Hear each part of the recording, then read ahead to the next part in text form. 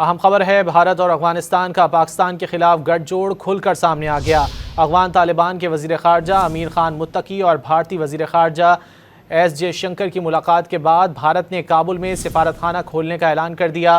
جے شنکر نے کہا کہ بھارت کابل میں موجود اپنے سفارتی مشن کو مکمل سفارت خانے کا درجہ دے گا۔ جے شنکر نے مشرقی سرحد کے بعد مغربی سرحدوں پر بھی پاکستان کے خلاف آبی جارحیت کا کھل کر اظہار کر دیا۔ جے شنکر نے افغانستان میں آبی ذخائر بنانے میں مدد کا اعلان کر دیا۔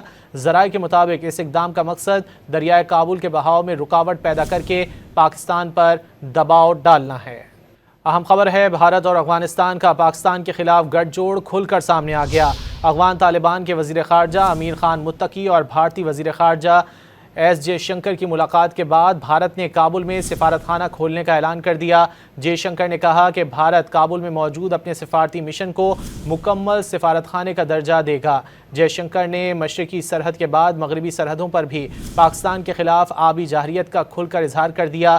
جے شنکر نے افغانستان میں آبی ذخائر بنانے میں مدد کا اعلان کر دیا۔ ذرائع کے مطابق اس اقدام کا مقصد دریائے کابل کے بہاؤ میں رکاوٹ پیدا کر کے پاکستان پر دباؤ ڈالنا ہے۔